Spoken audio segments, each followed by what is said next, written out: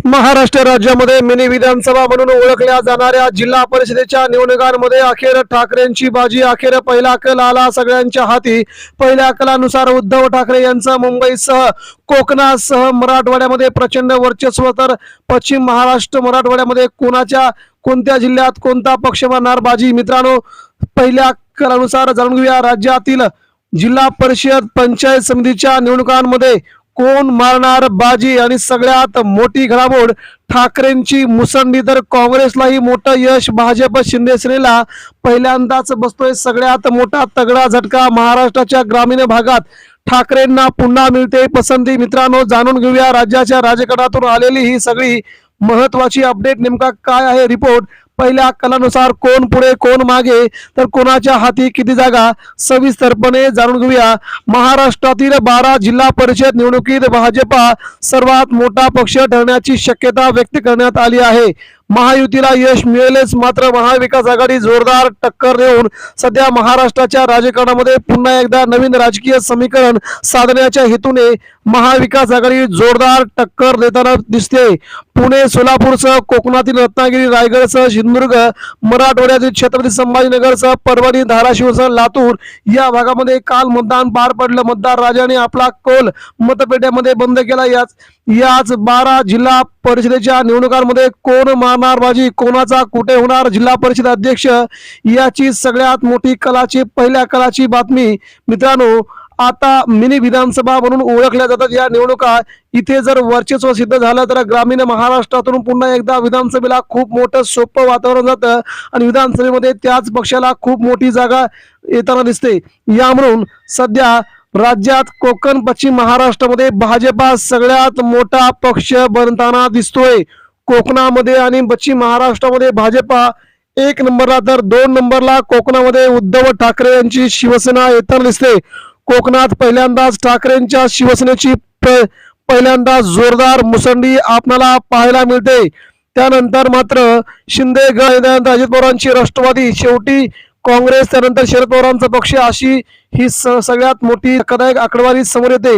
आता नेमक्या कोणत्या पक्षाला किती मिळणार जागा हे आता आपण पाहूया.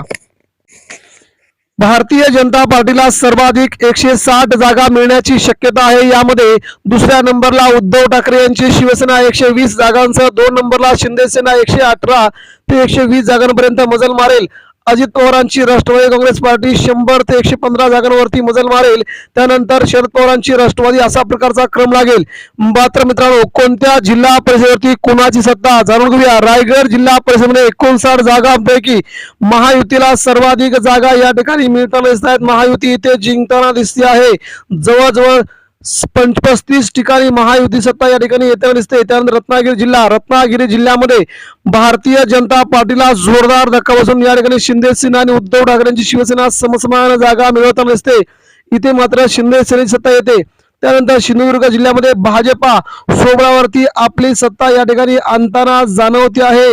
उद्धव ठाकरे देखील सिंधुदुर्गमध्ये जबरदस्त कमाल करताना दिसत आहेत.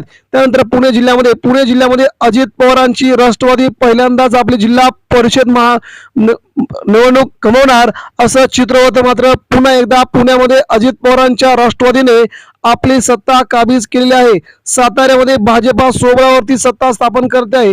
सांगलीमध्ये देखील काँग्रेस आणि उद्धव ठाकरेंची शिवसेना, राष्ट्रवादी काँग्रेस पार्टी या दोघं एकत्र येऊन भाजपला थांबवण्यात त्यांना मोठं यश मिळतंय. कोल्हापूरमध्ये राष्ट्रवादी काँग्रेस पार्टी आणि काँग्रेस दोघे एकत्र येऊन कोल्हापूर जिल्हा परिषद आपल्या ताब्यात राखतायत. त्यानंतर सोलापूरमध्ये भाजपा सोबळावरती सोलापूर जिल्हा परिषद आपली निवडणूक जिंकणार आहे. त्यानंतर छत्रपती संभाजीनगरमध्ये त्रिशंकू दिसते. यामध्ये शिंदे सेना, राष्ट्रवादी काँग्रेस पार्टी आणि उद्धव ठाकरेंची शिवसेना यांच्यामध्ये जोरदार लढत दिसताना दिसते. त्यानंतर धाराशिवमध्ये मात्र उद्धव ठाकरेंची शिवसेना आणि इकडे काँग्रेस आणि राष्ट्रवादी काँग्रेस पार्टी तिघांची जिल्हा परिषदेची सत्ता येणार आहे. धाराशिवमध्ये उद्धव ठाकरे पुन्हा सुसाट धावतायत. लातूरमध्ये भाजपला जोरदार टक्कर देत काँग्रेस या ठिकाणी आपली सत्ता राखते आहे. परभणीमध्ये उद्धव ठाकरेंची शिवसेना, अजित पवारांची राष्ट्रवादी, शरद पवारांची राष्ट्रवादी तिघे एकत्र मिळून या भागात आपली सत्ता राखतायत. म्हणजेच साधारणतः 6 जागांवरती महायुती, 6 जागांवरती महाविकास आघाडी, अशा प्रकारची लढत महाराष्ट्रामध्ये आपल्याला पहिला कल राज्याचा हाती येत असतोय. त्यामुळे उद्या या संपूर्ण जिल्हा परिषद निकाल आपल्या समोर येईलच. मित्रांनो धन्यवाद. भेटूया पुन्हा एकदा नवीन अपडेटसह.